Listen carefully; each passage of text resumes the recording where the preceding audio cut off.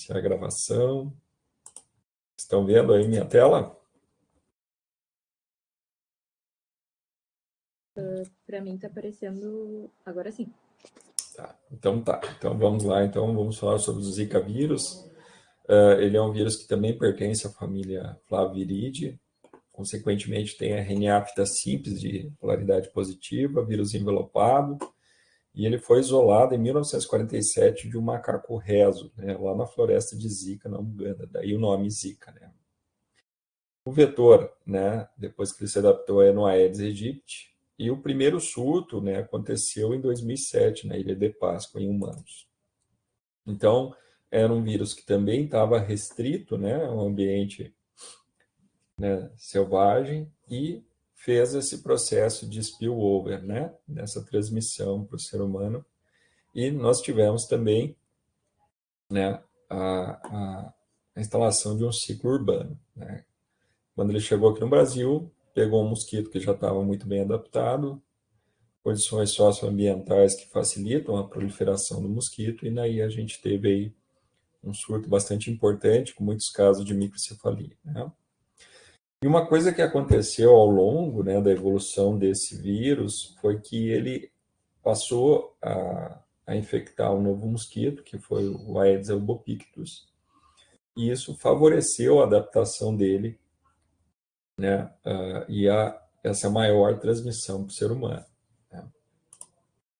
Depois, lá né, dessas ilhas lá da Indonésia, né, ele causou esse primeiro surto inicial. Ele chegou aqui no Brasil por volta de 2014, coincidindo aí com a Copa das Confederações, né, e achou um ambiente propício para se espalhar. Então, nós tivemos aí muitos casos, né, de Zika. Visualmente, é uma doença que se parece, né, com a dengue, né, então, clinicamente é difícil de diagnosticar. E além, né, desses sinais relacionados, então, à dengue, né, nós tivemos também os casos de microcefalia. Os vetores principais, o Aedes aegypti e o Aedes albopictus, né, outras espécies também foram descritas como, né, sendo competentes para o vírus.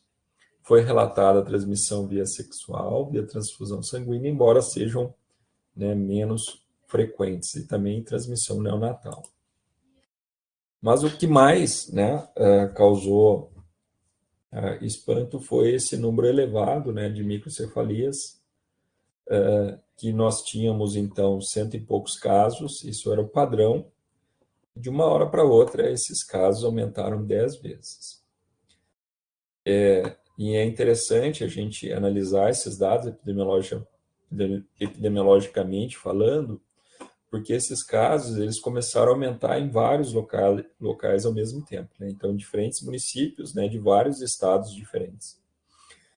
E isso mostra que é uma doença infecto-contagiosa e que só pode ser explicada por ação de um vetor muito eficiente, que é o mosquito, né? Então, alguns pesquisadores chegaram a pensar em água, chegaram a, né, algo transmitido pela água, outros chegaram a pensar em algo relacionado a vacinas, e quando né, foi aprofundar os estudos, se viu que era o Zika. E como é que ele consegue chegar, né, no sistema nervoso central? Bom, né, existe a barreira placentária, que teoricamente é para impedir a entrada de vírus e outros micro-organismos, mas o vírus ele pega carona nessa célula de Hoffbauer, que é um macrófago especializado, e com isso ele consegue, né, entrar. E se ele, dependendo do estágio que ele infectar o feto, ele pode, então, se replicar, chegar até o sistema nervoso central, se replicar e matar os neurônios. Consequentemente, né, a criança ela vai nascer com um perímetro encefálico menor, daí o nome microcefalia. Não é algo normal, né, a incidência é de, né, 2 casos a cada 10 mil neonatos, né? Essa infecção ela tem que ocorrer no primeiro trimestre, né? E o risco, né, associado à infecção era de 95 por 10 mil mulheres infectadas, né? E engraçado que na Polinésia esse risco era muito menor. Provavelmente isso está relacionado, né, à infecção de um novo vetor, o Aedes aegypti, né? As condições propícias aqui e outros fatores relacionados à infecção. Então, é uma prevalência estimada de 10 casos a cada 10 mil nascidos vivos em dezembro de 2015, que foi o ano, né, que nós tivemos a maior incidência. E por que depois isso diminuiu? Porque depois as pessoas adquiriram, né, a imunidade, né? Então, muita gente foi infectado pelo Zika vírus sem saber, na verdade. Então, nós tivemos muitas infecções assintomáticas. Então, aqui a incidência dos casos, né? E os controles, né, relacionados ao Zika são os mesmos que a gente viu para dengue. Tá?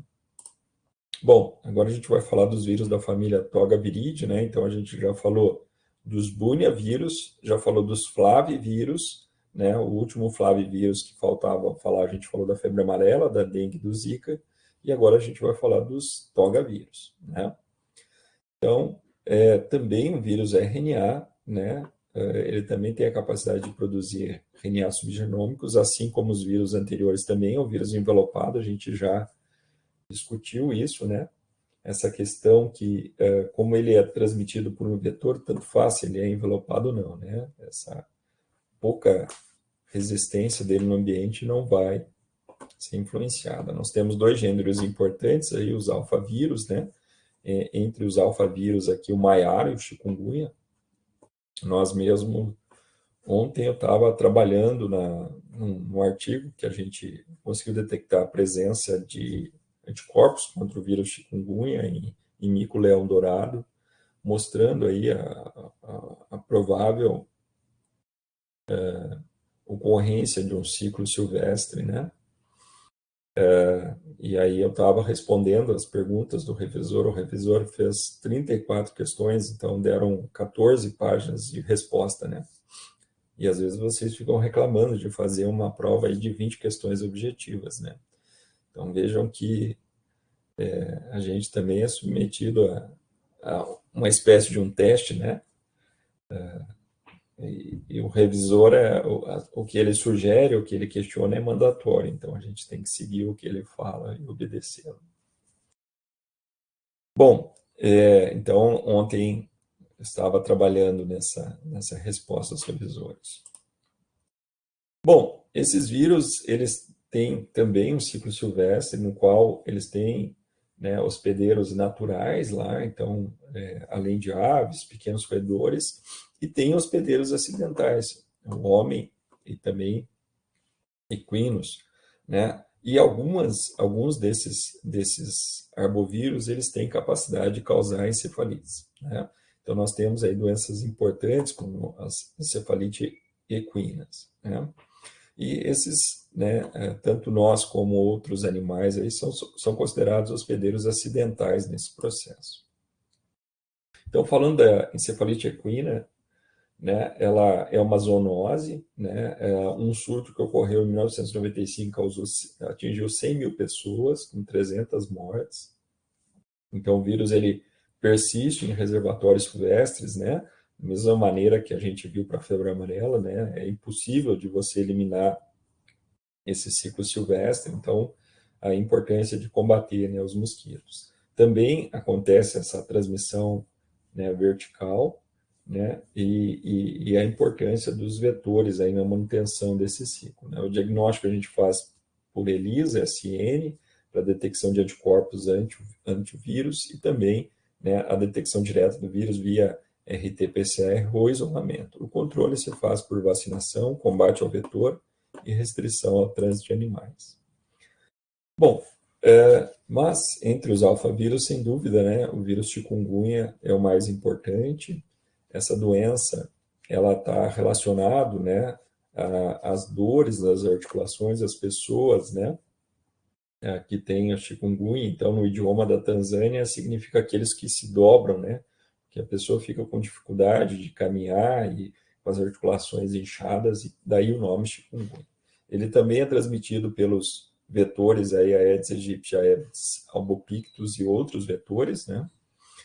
E ele foi descrito aí, a primeira epidemia, lá nos anos de 1950. Ocorreram surtos na África, na Ásia, e se espalhou pelo mundo. Aqui no Brasil, esse vírus chegou mais ou menos por volta de 2014, né? Também a transmissão acontece através da picada da fêmea, né, no mosquito que precisa do sangue, então, para a maturação dos ovos. E o mosquito ele vai adquirir o vírus ao picar uma pessoa que esteja infectada e esteja em viremia, né? Não existe transmissão de pessoas para pessoas. Tranquilo? Então, os primeiros casos no Brasil, aí, na verdade, 2010, eu falei 2014 é antes, né? Apresentaram, então, sintomas após uma viagem à Indonésia e também um paciente paulista que esteve na Índia. Daí, sim, em junho de 2014, 6 casos de soldados que retornaram de uma missão no Haiti. E já em outubro, né, 337 casos, né? Então, vejam só, né, o risco dessas missões aí, e não haver, né, um período de quarentena para esses soldados, né? Isso é um problema para várias doenças, na verdade, né? Em 2015 ocorreu então o primeiro surto na América, com uma estimativa de 10 mil casos e 113 mortes, né? Então, vírus também, né, casos confirmados, municípios com casos confirmados em vermelho. E em amarelo, municípios com casos notificados, né, que não foram confirmados ainda. Então, o principal sintoma são inchaços das articulações, a pessoa também vai ter febre, vai ter dor de cabeça, vai ter alteração, né, no paladar e apetite, pode ter náuseas e vômitos, né? E a principal queixa são esses inchaços das articulações, e o grande problema, né, do chikungunya é que essa doença ela é uma doença crônica, né? A pessoa vai ficar semanas, meses com esse sintoma. E isso pode, né, fazer com que a pessoa tenha dificuldade, então, para ir trabalhar, né, precisa de licença, então isso acaba afetando também o mercado de trabalho.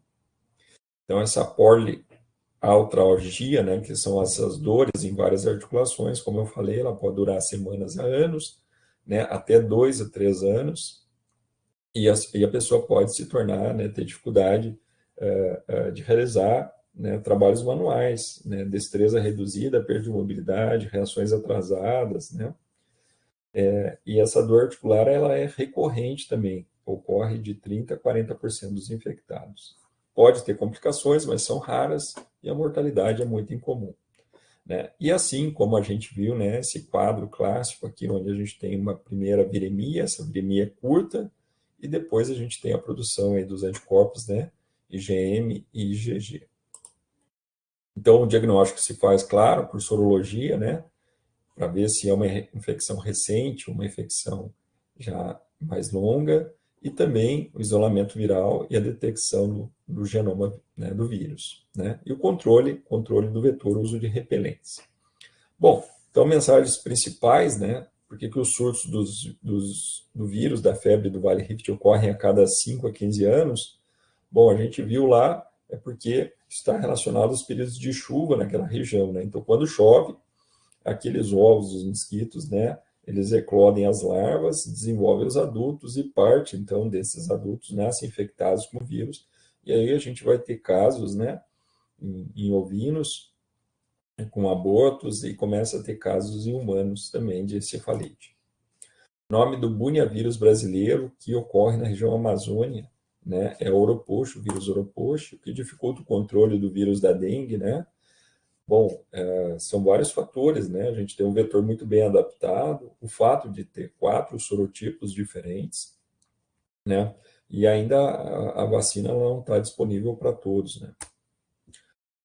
Que fator foi importante a partir de 2007 para o Zika vírus causar surtos em humanos? Então, a adaptação dele, né, ao novo vetor, que permitiu, então, que ele, né, se espalhasse e infectasse humanos com maior facilidade, né? O principal sintoma da febre chikungunya são essas dores nas articulações, e essa doença, né, ela vem se espalhando no Brasil porque é um vírus novo, a gente não tem imunidade contra ele, né?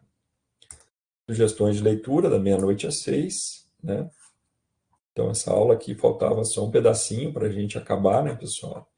E a gente também falou da possibilidade de fazer uma revisão aí, né, do que a gente viu ao longo do semestre, né?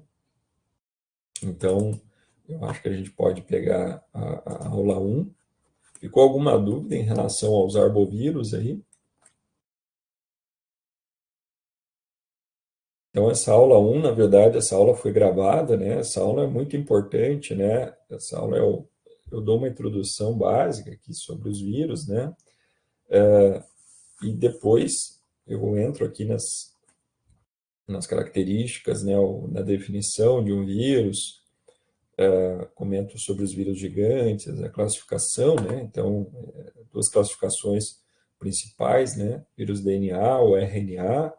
Vírus DNA a gente viu que vai replicar na sua maioria no núcleo, né? E o vírus RNA no citoplasma. E outra classificação importante é a presença e a ausência de envelope, né? Então, essas são as duas principais classificações. Quem dá nome aos vírus é o CTV. A gente viu que os vírus são os seres mais abundantes no oceano. Isso faz com que a biomassa deles seja maior do que a biomassa dos elefantes. Que eles influenciam, inclusive, no ciclo do carbono. A estrutura do vírus é uma estrutura muito simples, né? Então, ele pode ser DNA ou RNA, e esse DNA e RNA é revestido, então, por uma proteína chamada de capsídeo. E alguns vírus têm um envelope, e esse envelope não é produzido pelo vírus, né? Ele é oriundo, então, um pedacinho da membrana plasmática. Essa estrutura formada pelo capsídeo e o ácido nucleico a gente chama de núcleo capsídeo, e alguns vírus possuem, então, a proteína matriz, né, que preenche o espaço entre o capsídeo e o envelope. Então, um exemplo, né, de partícula viral aqui, que a gente tem, então, o vírus, né, que é essa partícula viral completa com capacidade infecciosa, no caso do HIV. Ele possui, então, duas moléculas de RNA, e ele também carrega as enzimas necessárias para sua replicação. Então, uma transcriptase reversa, que vai fazer a conversão dessa molécula de RNA em DNA, e aí vai fazer a fita dupla ainda. A integrase, que vai pegar esse genoma, vai atravessar o pó nuclear e vai inserir lá no genoma do hospedeiro, e a protease, que vai clivar a poliproteína. A gente também comentou, né, que os capsídeos, eles são metaestáveis, né, então eles têm que ser resistentes o suficiente para manter o genoma, né, protegido. E quando o vírus penetra na célula, ele tem que ser instável, então ele tem que abrir para liberar esse genoma, né, etapa que a gente chama de desnudamento. Né, quem dá o formato, né, do vírus é a proteína do capsídeo, né? Então, ela que vai determinar se um vírus ele tem uma simetria icosaédrica, helicoidal, ou, né, no caso aqui, complexa, onde você não tem uma simetria bem definida. Então, um exemplo de simetria helicoidal é o vírus Ebola, né? Parece uma minhoca aqui na microscopia. A gente comentou também, né, sobre a importância de entender os vírus, né? Então, se os vírus, se eles forem muito bem sucedidos, eles vão matar o hospedeiro, então não é interessante, né, para o vírus matar o hospedeiro. E, ao mesmo tempo, também, ele não pode ser muito passivo, senão ele vai ser eliminado. Então, é sempre o meio termo, né? Nesse processo, nesse meio termo, na verdade, existe um processo de coevolução vírus-hospedeiro. A gente falou do processo de replicação, né? A replicação em virologia, ela envolve todas as etapas, né? Que começa lá com a dissorção, penetração, desnudamento, expressão gênica, replicação do genoma, montagem e a saída da célula. A gente tem que lembrar também que durante esse processo de replicação, né, isso acontece no ambiente hostil, né? Então os vírus ele precisa vencer as diferentes barreiras aí que incluem, né, as barreiras intrínsecas como a pele, baixo pH estomacal, a imunidade inata, né? Então produção aí de interferons, macrófagos e depois a imunidade adquirida, né? Produção de anticorpos, células B e células T, né? E que a maioria dos vírus então não causa infecção, né? Alguns causam doenças crônicas, como no caso das hepatites virais, e a morte do hospedeiro, na verdade, é um erro nesse processo, né, de evolução dos vírus. Então, essa morte vai acontecer principalmente quando o vírus não está adaptado àquele novo hospedeiro, ou está se adaptando àquele novo hospedeiro. Alguns conceitos, né? A gente falou, então, de suscetibilidade, que é a presença do receptor, então, isso é fundamental, né? Então, aquele exemplo que eu dou lá, quando a gente come a x-salada, por que a gente não se infecta com o vírus do alface, né? Porque a gente não tem receptor, né, para esses vírus que infectam a alface, né? Então, esse receptor, a presença do receptor celular, ela é fundamental, né, para ela determinar, né, quais tipos de hospedeiro um vírus vai conseguir infectar. E, além disso, ele tem que estar adaptado às enzimas, né, celulares, né, e a gente chama isso de permissividade. Então, não basta ele penetrar na célula, ele tem que ser capaz de replicar dentro dessa célula. Então, dei um exemplo aqui, que é um experimento que foi feito com herpes vírus bovino, né? Então, ele consegue infectar cabras, ovelhas, veados vermelhos e rena, mas ele só replica e há latência e reativação em cabras e ovelhas, né? Então, esse experimento ele foi feito para saber quais dessas espécies aqui poderiam servir de reservatório para esse herpes vírus bovino. Então, se viu que veados vermelhos e renas não podem servir de hospedeiro para esse vírus. Um exemplo dessa afinidade do receptor, né, inclusive vai cair na prova, essa questão, né, do vírus influenza, né? Então, os vírus de aves, eles vão se ligar num receptor que tem uma certa conformação, e essa conformação, né, o receptor acélico-galactose, ele é dada pela ligação do carbono 2 ao carbono 3 da galactose. Em humanos, essa molécula de galactose ela precisa se dobrar, e essa ligação passa a ser alfa-2,6. Né? E isso muda a conformação da molécula. Isso faz com que vírus de aves tenham dificuldade de infectar diretamente humanos, né? Mas outras espécies possuem, né, ambos os tipos de receptores e podem se infectar e dar origem aí a novas variantes virais que podem infectar o homem. Bom, a gente já falou das 7 etapas da replicação, né? Então, o vírus, quando ele replica na célula, né, tem esse filmezinho aqui mostrando o quão rápido, né? Isso é uma filmagem que ela está acelerada aqui, mas ao todo são 15 horas. Quer dizer, 15 horas e 50 minutos foi suficiente para o vírus destruir, né, essa monocamada de célula. E é isso que acontece com o vírus lítico, né? Então, o herpes vírus, quando a gente tem aquele herpes vírus labial, né, forma aquelas vesículas e depois forma aquela feridinha. Então, os vírus estão replicando ali rapidamente. Eles conseguem, então, matar essas células e fica aquela lesão, né? E aquela vesícula, né, no início desse processo de replicação em vivo, né, contém muito vírus, né? Depois que forma a feridinha, não tem mais vírus, né? O organismo já está produzindo anticorpos e está se livrando do vírus. Então, a primeira etapa é a dissorção, ela está relacionada à ligação, né, das glicoproteínas virais, se for um vírus envelopado, e se for um vírus não envelopado, ele vai usar proteínas do capsídeo e vai se ligar aos receptores celulares. Quem são esses receptores celulares? São moléculas que as células usam para se conectar, né, com outros elementos da resposta imune para receber nutrientes. Então, o vírus mimetiza, né, não só vírus, como bactéria, mimetiza e usa esses mesmos receptores, né? Eu fiz uma analogia, né, que é como se alguém batesse na porta e a gente abrisse a porta sem ver quem é. Então, dessa maneira, o vírus consegue penetrar na célula. Alguns vírus usam receptores específicos, outros usam receptores alternativos, né? Outro exemplo, né, é esse receptor GP120 e GP41, né? Então, essas duas glicoproteínas do HIV se ligam ao receptor CD4. Esse receptor CD4 que aparece amarelo aqui só está presente em linfócitos TCD4. E a importância dos correceptores aqui, né? Inclusive, né, as pessoas que conseguiram ser curadas do HIV, elas só foram curadas, né, porque elas, claro, elas tiveram que passar por um transplante de medula e na hora de encontrar um doador compatível, né, o primeiro paciente lá, que foi o paciente de Berlim, então o médico procurou alguém que tinha essa mutação aqui nesses correceptores e que fosse refratário à infecção pelo HIV. Então foi assim que essa pessoa se curou, né, do HIV. Claro que esse transplante de medula é um procedimento bastante complexo, você só vai fazer em pessoas que geralmente têm, né, câncer. Então, você não pode fazer esse tipo de tratamento em qualquer pessoa, né? Depois que o vírus ele se liga, né, ao receptor celular, ele vai fazer a penetração, que é atravessar a membrana plasmática. Isso é feito com auxílio de algumas proteínas, como a caveolina, né, e a clatrina, que estão presentes aqui. E aí o vírus vai chegar lá no citoplasma, e se for um vírus DNA, ele ainda tem que ir lá no núcleo para atravessar, então, um polo nuclear, né?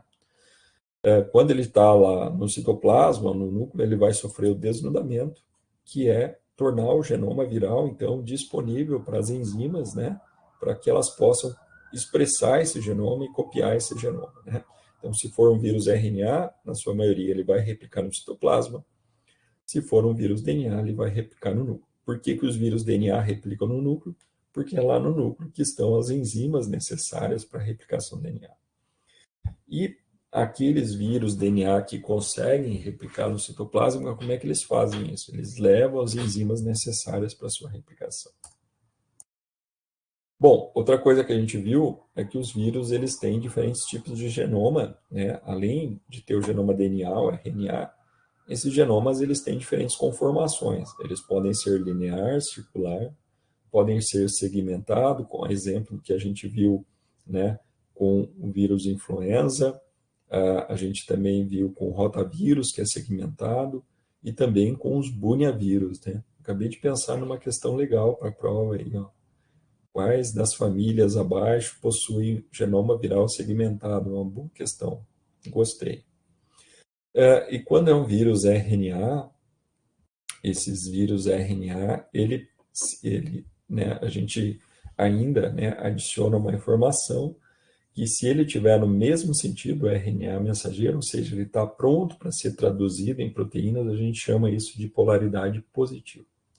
E se ele tiver no sentido negativo, a gente chama isso de polaridade negativa. Temos também vírus RNA fita dupla e um genoma com fita dupla parcial, que é vírus da hepatite B, né? Então, a gente viu também esse diagrama aqui do Baltimore, né, que mostra que, independente do tipo de genoma, todos eles têm que chegar num denominador comum, que é o RNA mensageiro, para poder ser traduzido em proteínas, e por isso que alguns autores falam, né, que os vírus são parasitas da síntese proteica da célula. Olha que bonito, né? Chega a ser até poético. Bom, que tipo de informação é codificada pelo genoma do vírus, né? Então, ele vai codificar genes e produtos gênicos que estão relacionados, claro, à replicação do genoma. Ele precisa fazer cópias desse genoma. Depois, ele precisa empacotar esse genoma, né? Se ligar esse genoma às proteínas do capsídeo. Ele precisa regular o ciclo de replicação, né? Então, ele vai, né, tomar conta da maquinaria celular. Então, algumas proteínas virais são importantes para isso.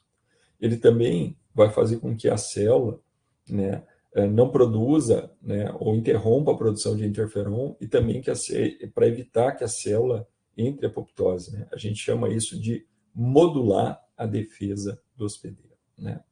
E também ele precisa de genes e proteínas para poder, né, ser transmitido, então, passar para outras células de hospedeiro. Então, são essas informações que vão ser codificadas pelo genoma viral. E ele não vai codificar, né, genes ou proteínas que estão relacionadas à síntese proteica, porque ele vai usar isso da célula, assim como a síntese de energia. Bom, então a gente viu que os vírus DNA, na sua maioria, eles replicam no núcleo, né? Tem exceções aí, aqui eu vou falar de 3, na verdade. Então, os poxvírus, o vírus da peste suína africana e os mimivírus, né? São 3 exceções aí, que são vírus DNA que replicam no citoplasma. Eles conseguem fazer isso porque eles levam as enzimas necessárias. Todos os demais replicam no núcleo da célula. Então, de maneira geral, os vírus DNA, na sua maioria, têm DNA fita dupla e, na sua maioria, replicam, né, no núcleo da célula. Alguns vírus DNA têm DNA fita simples e nós temos um vírus com DNA parcialmente duplo, que é o vírus da hepatite B. Então, esses vírus, eles ou vão ser copiados pela DNA polimerase viral, ou vão ser copiados pela DNA polimerase do hospedeiro. Isso está relacionado com o tamanho do genoma. Então, esses vírus muito pequenos, que têm um genoma aí de 2.000, 5.000 pares de bar, obviamente que eles vão depender, né, exclusivamente da DNA do hospedeiro. Agora, os vírus maiores, eles conseguem, então, né, carregar, então, sua polimerase. Outra coisa importante é que os genes iniciais, né, de maneira geral, vão produzir as proteínas não estruturais, né, ou seja, aquelas que estão relacionadas à replicação do genoma, e depois, no final, as proteínas estruturais, que vão ser aquelas necessárias para a montagem da partícula viral. Então, são aquelas proteínas que vão fazer parte, né, do capsídeo, que vão estar entremeadas no envelope. Os vírus DNA fita simples, né, que tem um genoma pequeno, então eles não vão carregar DNA polimerase, eles vão depender, né, única e exclusivamente da célula, então eles vão procurar infectar células que estejam, né, num ritmo maior de replicação. Também vão produzir, então, proteínas estruturais e não estruturais. E, né, nós temos aí o vírus da hepatite B, que tem um genoma parcialmente duplo, né?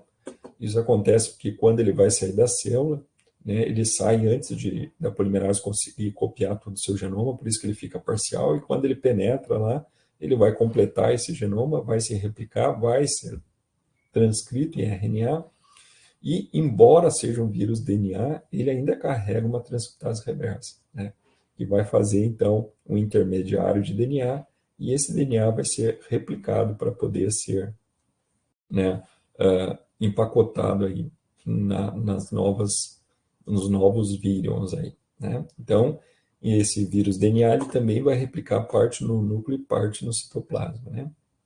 Muito legal essa exceção aqui, eu sempre esqueço disso, de colocar isso na prova. Bom, os vírus RNA, por sua vez, a gente viu que a maioria é RNA fita simples e eles vão replicar no citoplasma e nós temos exemplos aí, né? Vou citar 3 exemplos. Então, os vírus influenza, que precisa lá no núcleo pegar o CAP e a cauda de poliar. O Bornavírus, que é um vírus que causa encefalite, não tem aqui no Brasil, causa uma encefalite equinos e é considerado uma zoonose também, replicando no núcleo. E os retrovírus, que embora sejam vírus RNA, eles replicam também parte no citoplasma e parte no núcleo. Então, todos os vírus RNA, eles precisam carregar a RNA polimerase viral, né? Essa enzima ela não existe nas células. Então, ou eles levam a enzima pronta, ou levam a informação para codificar. E é essa RNA polimerase viral que vai, né, codificar, vai fazer cópias do genoma e vai expressar as proteínas virais, né?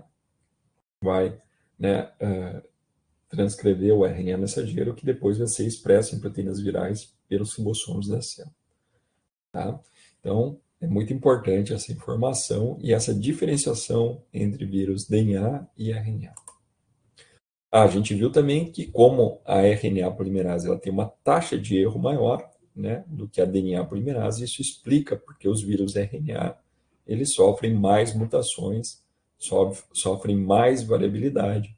Isso impacta, né, dificulta o controle desses vírus, dificulta o desenvolvimento de vacinas. Então, a gente tem vários fatores práticos relacionados a essa característica, né, estrutural básica dos vírus, né? Daí a importância da gente entender isso.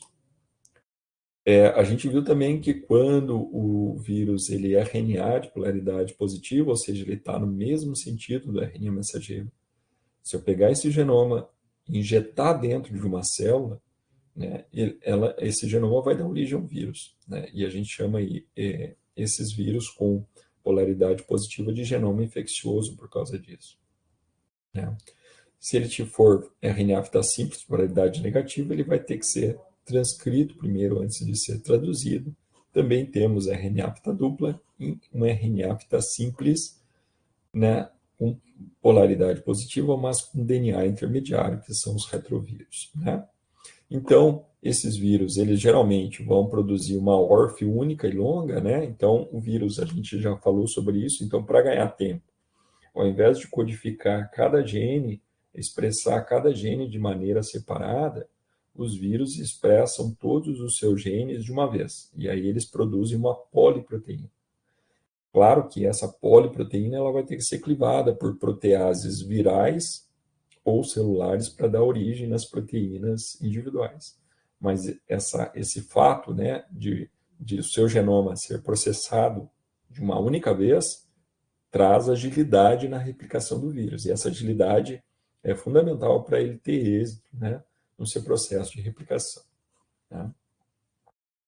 E aí nós temos vários vírus importantes que têm, né, que tem o RNA de polaridade positiva. Os coronavírus, os flavivírus, os picornas, os togavírus, o vírus da hepatite A.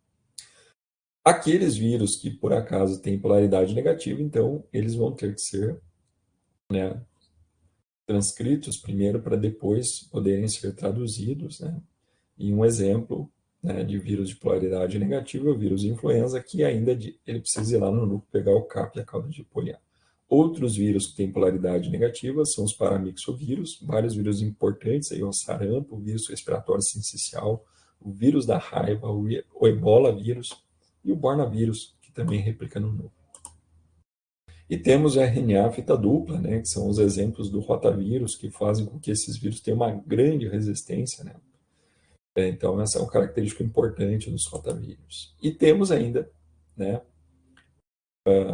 os retrovírus, que, embora tenham RNA polaridade positiva, ele carrega, então, uma transcriptase reversa, que é uma polimerase viral especial, né, que ela consegue, então, converter esse RNA em DNA.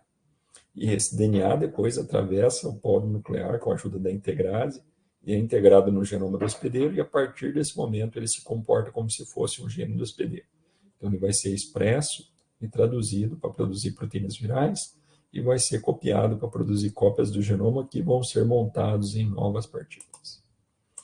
Depois, né, que o vírus fez cópias do seu genoma, produziu proteínas virais, ele vai montar e vai sair da célula. Se for um vírus nu, ele já está pronto para sair, vai causar lise e sair para infectar novas células. Se for um vírus envelopado, ele vai pegar um pedacinho da membrana plasmática para servir de envelope. Tá? Então, isso também é muito importante. Né? Nós vimos também que partículas defectivas são aquelas, né, como o vírus ele produz milhares, milhões de partículas, algumas delas são montadas de maneira incompleta. Elas podem ser montadas faltando uma proteína essencial ali para a replicação do vírus, ou até mesmo faltando o genoma, né, como nesse exemplo. E a gente chama isso de partículas defectivas. Essas partículas defectivas vão ser facilmente eliminadas pelo sistema imune. E um exemplo, né, que é o vídeo, né, que a gente demonstra.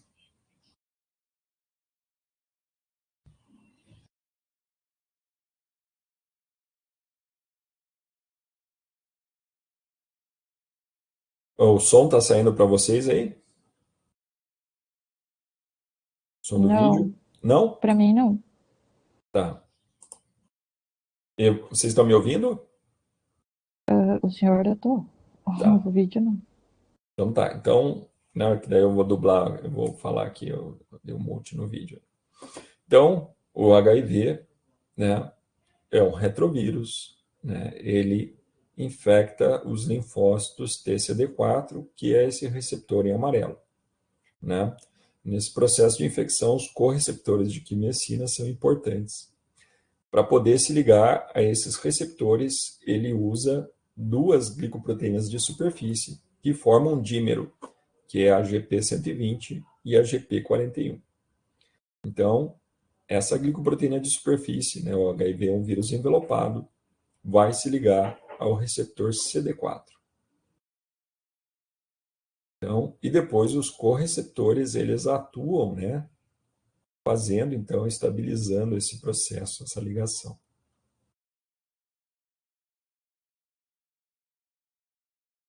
Bom, depois, né, que ele, então, ainda está nesse processo de adsorção, outra coisa que é importante a gente lembrar, o envelope, ele é né, um pedacinho da membrana plasmática. Então, a gente está falando da mesma estrutura.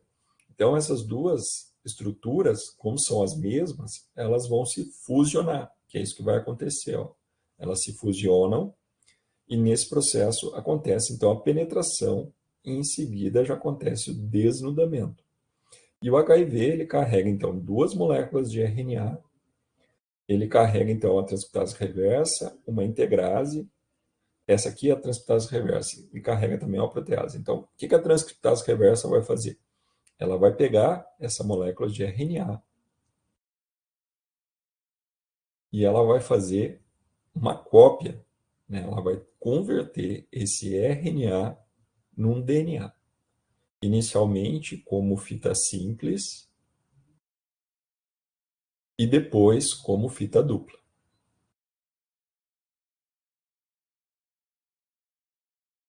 Isso. E aí nós temos, né, o DNA proviral, né? Então aí a integrase, ela vai transformar então essas extremidades aí coesivas, né? Vai fazer um pique ali, transformar as extremidades coesivas, vai pegar essa molécula, vai atravessar o polo nuclear, vai lá no genoma do hospedeiro e vai inserir esse DNA proviral no genoma do hospedeiro. A partir desse momento, né, ele passa a se comportar como se fosse um gene do hospedeiro. Ele vai ser transcrito, né, pela RNA polimerase, né, no RNA. Esse RNA policistrônico, né, que é um RNA que dá origem a várias proteínas, a vários genes, ele vai ser lido pelos ribossomos celulares e vai dar origem a uma poliproteína. E aí, né, o vírus vai usar a protease para fazer, então, a clivagem dessa poliproteína em proteínas individuais. Essas proteínas individuais, juntamente com cópias do genoma, vão ser montadas para dar origem, então, numa nova partícula. E quando o vírus for sair da célula, ele vai pegar um pedacinho da membrana plasmática para formar seu envelope e vai infectar novos linfócitos, né, TCD4. E isso, numa pessoa, né, ao longo dos anos, vai tornando, né, o portador de HIV suscetível a outras infecções, porque depois os linfócitos TCD8 vão matar os linfócitos TCD4 e vai dar um desbalanço no sistema imune. E a pessoa vai ficar suscetível a infecções secundárias. E a importância da gente estudar isso para desenvolver antivirais específicos, né? Eles vão bloquear o processo de adsorção. Eles podem ser análogos de nucleosídeos, que vão interferir ali, né, na cópia do genoma, né, pela transcriptase, ou vão bloquear diretamente a transcriptase reversa. Eles também podem bloquear a inserção do genoma pela a integrase, né, e também vão bloquear a ação da protease, né? Então, nós temos aí vários antivirais, né? A pessoa, ela geralmente toma mais de um tipo, e quando a gente detecta que essa carga viral ela começa a aumentar, a gente troca o princípio ativo, tá? Então é isso, pessoal, né? A gente viu aí nessa primeira aula que os vírus são parasitas intracelulares, a maioria não causa dano às células, são muito pequenos, a estrutura é uma estrutura muito simples, são espécie específica e essa especificidade é dada pelo receptor. Nós vimos aí as 7 etapas da replicação, né? Nós vimos que o vírus é uma partícula viral infecciosa, que o vírus DNA, na sua maioria, fita dupla e replica no núcleo, 3 exceções, né? Poxvírus, os vírus gigantes, aí o mimivírus e o vírus da peste suína africana. Vírus RNA, a maioria fita simples, replicação no citoplasma, 3 exceções. Os ortomixovírus, que é o vírus influenza, o bornavírus, que causa encefalite equinus e é considerado uma zoonose, não tem no Brasil, e os retrovírus, que replicam parte no núcleo e parte no citoplasma. O RNA mensageiro é uma molécula comum a todos os tipos de vírus. Vírus RNA de polaridade positiva ao genoma infeccioso. O envelope não é produzido pelo vírus, ele é adquirido um pedacinho da membrana plasmática. A transcriptase reversa é a RNA polimerase viral dependente de RNA viral. E o provírus é o vírus integrado no genoma da célula, né? Então, essa foi uma aula que vocês viram online, né? Vocês têm alguma dúvida específica sobre alguma das aulas aí? Querem repassar mais alguma aula?